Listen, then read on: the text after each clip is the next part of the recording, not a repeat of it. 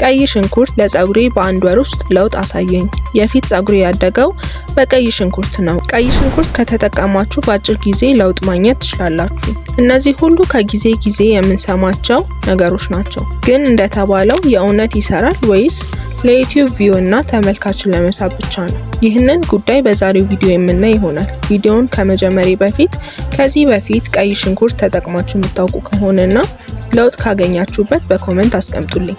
ቀይ ሽንኩርት ከሌሎቹ በተለየ እንዲነገርለት ያስደረገው ምንድን ነው? ቀይ ሽንኩርት በሰልፈር የበለጸገ ነው። ታዲያ ሰልፈር ለኬራቲን መመረት ትልቅ አስተዋጽኦ አለው። ኬራቲን ምንድን ነው? ኬራቲን ማለት ፀጉራችንን የገነባው ፕሮቲን ነው። ታዲያ ፀጉራችን ከዚህ ፕሮቲን ከተሰራ እና ዋና ለፀጉር እድገት የሚያስፈልገን ከሆነ ቀይ ሽንኩርት የፀጉራችን እድገት ያፋጥንልናል ማለት ነው። ነገር ግን ቀይ ሽንኩርት ሊፈታቸው የማይችላቸው ነገሮች አሉ። ታዲያ እነሱ ምንድናቸው የሚለውን በዝርዝር እንይ። በሆርሞን ምክንያት የሚመጣ የፀጉር ጉዳት። ይህ ችግር ቀይ ሽንኩርት ብቻ በመጠቀም ልንፈታው የምንችለው ነገር አይደለም። ምክንያቱም ችግሩ ሊፈጠርባቸው የሚችልበት መንገዶች ሰፊና የተለያየ የሕክምና ክትትል የሚያስፈልገው ስለሆነ ነው። ለምሳሌ በእርግዝና ወቅት የሚመጣ ከሆነ እንዲሁም በተለያዩ የሆርሞን ችግሮች የሚመጣ ከሆነ ሐኪማችንን ማማከር ይኖርብናል። በጭንቀት ምክንያት የሚመጣ የፀጉር ችግር። ጭንቀት ፀጉርን በመሰባበር እና እንዲረግፍ በማድረግ የሚታወቅ ነገር ነው። ታዲያ ቀይ ሽንኩርት የፀጉርን መርገፍ መከላከል የሚችል ቢሆንም ነገር ግን በጭንቀት ምክንያት ለሚመጣው ከፍተኛ የፀጉር መርገፍ ግን ለውጥን ሊያሳየን አይችልም። በዘር ምክንያት የሚመጣ የፀጉር ችግር። ይህ ችግር ከሰው ሰው የሚለያይ ሲሆን አንዳንድ ሰዎች ላይ በዘር ምክንያት የፀጉር መሳሳት፣ የፀጉር መርገፍ እንዲሁም የፀጉር ቁመት አለመጨመር ሊያጋጥማቸው ይችላል። ታዲያ ይህን ችግር ቀይ ሽንኩርት ብቻ በመጠቀም ልንፈታ የምንችለው ነገር አይደለም። በአመጋገብ ምክንያት የሚመጣ የፀጉር ችግር። በፀጉራችን ላይ የምንቀባው ነገር ብቻ አስገራሚ ለውጥን እንድናይ ሊያደርገን ይችላል ማለት አይደለም። ታዲያ ለሰውነታችን የሚገባውን ኒውትሪየንትስ የማንወስድ ከሆነ ቀይ ሽንኩርትን ብቻ በመጠቀም ለውጥ ይመጣል ማለት ትልቅ ቀልድ ነው። በተቻለ አቅም አመጋገባችንን ማስተካከል እና በቂ ውሃ መጠጣት ይኖርብናል። ሌላኛው ደግሞ ፀጉራችንን አላስፈላጊ በሆነ እሳት የምንጎዳው ከሆነና የተለያዩ ኬሚካሎችን የምናደርግበት ከሆነ ለውጡን ለማየት ይከብደናል።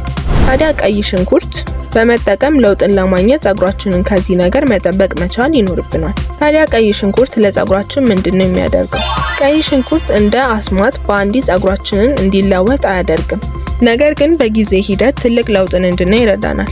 ከነዚህም መካከል ወደ ፀጉራችን ያለውን የደም ዝውውር መጨመር፣ በውስጡ ባለው አንቲባክቴሪያል ባህሪ ምክንያት የጭንቅላትን ጤንነት ማበረታታት፣ በተጨማሪም ደግሞ ማሳከክና ፎሮፎርን እንዲቀንስ ያደርጋል። ፀጉራችን እንዲወፍር፣ እንዲበዛና ውበት እንዲኖረው ማድረግ ሌላኛው ጥቅሙ ነው። ቀይ ሽንኩርትን ስንጠቀም ሊያጋጥሙን የሚችሉ ነገሮች አንደኛውና ዋነኛው ሽታው ነው። ሽታው በጣም ይረብሻል። ለዚህም ደግሞ የምንጠቀምበትን ቀን መቀነስ ብንችልና በሳምንት 2 ብቻ ብንጠቀም ይመረጣል። ከተቻለን በምንጠቀምበት ሰዓት ከተለያዩ ቅጠሎች ጋር ቀላቅሎ መጠቀም። ከነሱ መካከል እንደ ቅርንፉድና ሮዝሜሪ ይጠቀሳሉ። ሌላኛው ቆዳችሁ ሴንሲቲቭ ከሆነ እንዲቀላ እና እንዲያሳክካችሁ ሊያደርግ ስለሚችል ከመጠቀማችሁ በፊት በትንሹ በጥጥ ላይ በማድረግ መሞከር።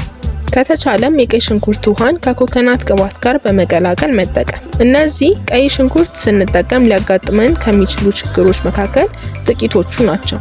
ታዲያ እንዳየነው ቀይ ሽንኩርት የእውነት ይሰራል። ነገር ግን ከኛ የሚጠበቁ ልንወስዳቸው የሚገቡ መንገዶች አሉ። በተለይም መታገስ እና ለረጅም ጊዜ መጠቀም ለውጡን በደንብ እንድናየው ይረዳናል። በሌላ ቪዲዮ ስለምን እንድሰራላችሁ እንደምትፈልጉ በኮሜንት አስቀምጡልኝ። እንደዚህ አይነት ቪዲዮዎች እንዲደርሳችሁ ሰብስክራይብ ማድረግ እንዳትረሱ። በሌላ ቪዲዮ እስከምንገናኝ መልካም ቀን።